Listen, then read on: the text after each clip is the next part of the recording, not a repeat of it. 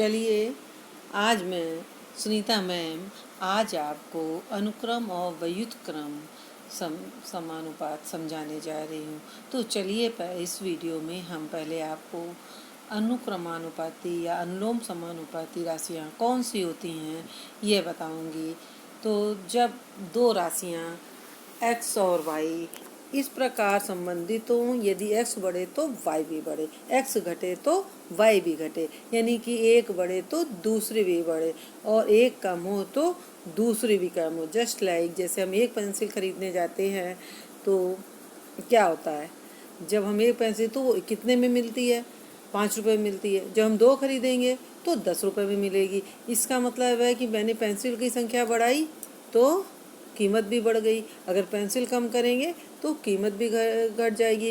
यानी अगर बढ़ रही है एक राशि तो दूसरी भी बढ़ रही है, अगर घट रही है एक राशि तो दूसरी भी घट रही है।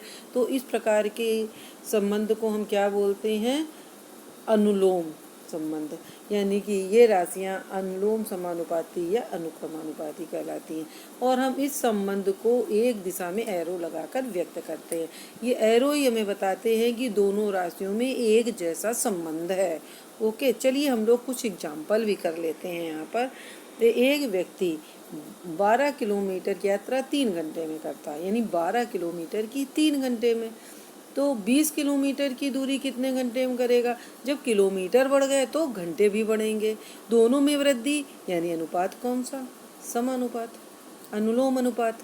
देखिए तो यहाँ पर 12 किलोमीटर की 3 घंटे में, तो 20 किलोमीटर x घंटे में, दोनों में एक जैसा अनुपात। तो हमने क्या करे, एरो एक जैसे लगा दिए। एरो क्या करे, एक जैसे लगा दिए। अब जब एक जैसे एरो लगा दिए, चलिए देखते हैं इनको अनुपात में, समानुपात में लिख लेते हैं। तो ये देखिए मैंने लिखा 12 अनुपात 20 समानुपात 3 अनुपात x। और हमने ये पढ़ा हुआ है, पिछली कक्षा में भी पढ़ा है कि किनारे के पदों का गुणनफल बराबर मध्य के पदों का गुणनफल। तो ये देखिए यहाँ पर दोनों साइड्स में किनारे में 12 और x है, यानी 12 गुणे x, और मध्य में क्या है 20 और 3 है, 20 गुणे 3। मैंने वैसे साइन भी लगा दिया है।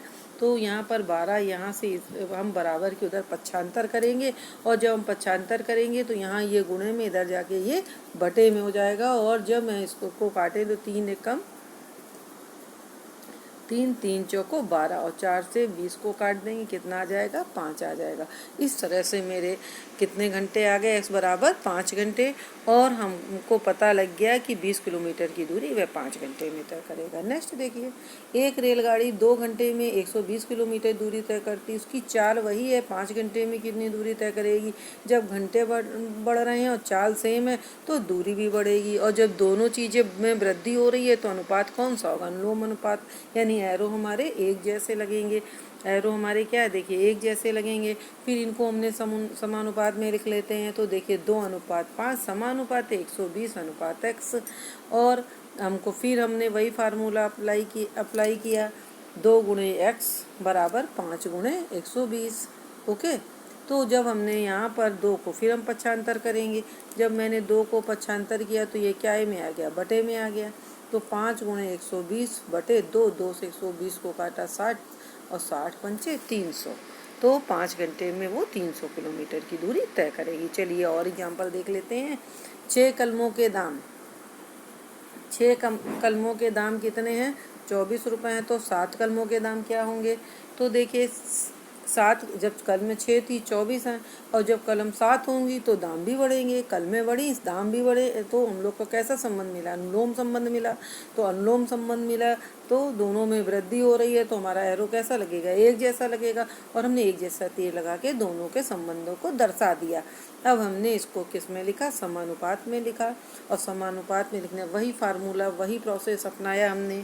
किनारे के पदों का गुणनफल बराबर मध्य पदों का गुणनफल। फिर 6 को हमने पक्षांतर कर लिया, इधर गुणे में था, यहाँ बटे में आ गया। 6 से 24 को काटा, 4 आया, 4 सत्ते 28, यानी 7 कलमों का मूल 28 रुपये है। तो चलिए ये क्वेश्चन देखिए, एक मशीन 42 पात्र भरने में 7 घंटे का समय लगाती। पात्र मीन्स बर्तन, कोई भी चीज़ भी कोई भी मशीन जो है वो 42 बर्तनों को भरने में 7 घंटे समय लगाती, तो 36 घंटे में कितने पात्र?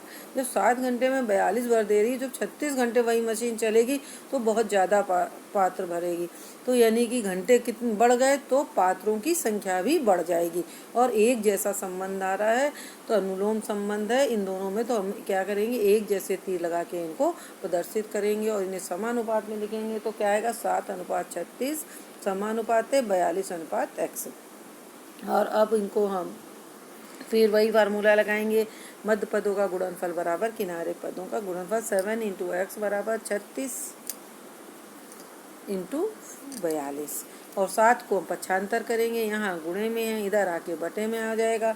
तो 7 × 6 42 और 36 का 6 में गुणा करेंगे 216, यानी हमारे अभीष्ट पात्रों की संख्या क्या हो गई, 216। तो चलिए बच्चों एक क्वेश्चन और समझ लेते हैं। 30 मीटर सूती कपड़े की कीमत 1455 रुपये है, ठीक है, 1455 रुपीज़ है। तो 679 यानी 679 रुपीज़ में कितने मीटर कपड़ा खरीदा जा सकता है? तो हमने देखा कि जब रुपए अधिक थे, कीमत अधिक थी, रुपए अधिक है तो कपड़ा भी अधिक है, और जब रुपए कम होंगे तो कपड़ा भी कम होगा। तो 1455 में 30 मीटर है, मेरे पास 679 रुपये हैं, तो कपड़ा भी कम ही आएगा।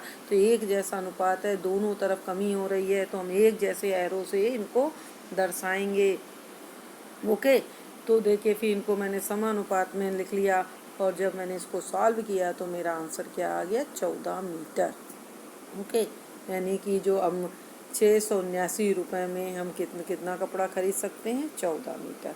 ओके, अब नेक्स्ट वीडियो में हम आपको व्युत्क्रमानुपात समझाएंगे।